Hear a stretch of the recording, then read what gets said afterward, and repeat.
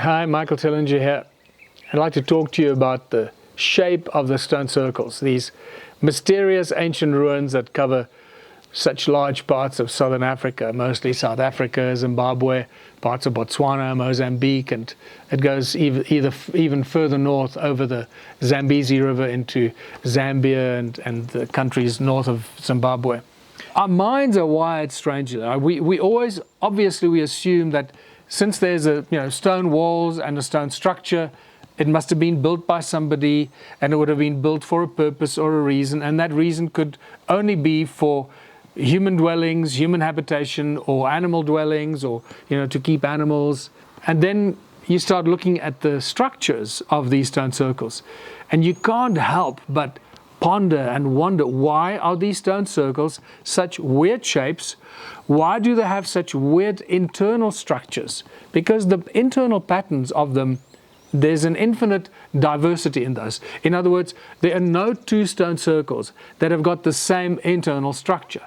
Now, if you are an ancient group of people, whether you are recent pioneers traveling across the country, or you go further back, some tribes tracking or moving across the country, settling, or if you're ancient civilizations, the Bushmen, the Khoisan, they didn't build those kind of structures at all. So it can't be them.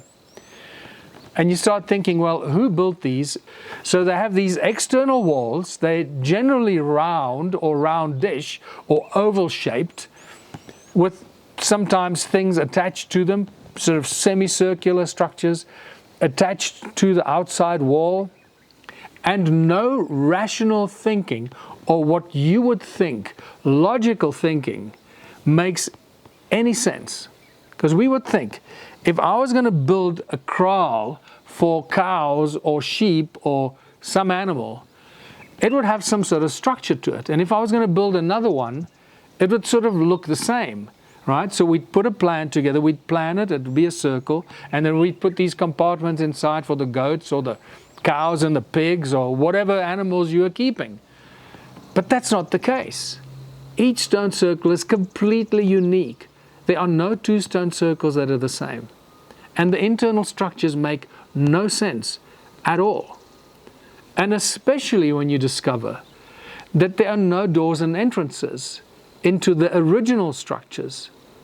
Once again, many of the stone circle ruins that have been found, that I've walked to, that I've featured on this channel in my videos, do have entrances created into the walls of the stone circles, the external walls, and then some of the internal walls inside the stone circle structure. But there are many, or I can say countless others, that I have come across, that we have discovered across the hills and mountains of southern Africa. And that's in Zimbabwe, Botswana, South Africa. Stone circles that don't have doors or entrances into those structures.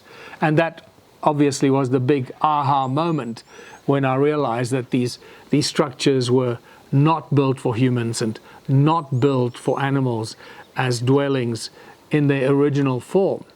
So the ones with doors and entrances were reconfigured or modified by more recent inhabitants of those stone circles.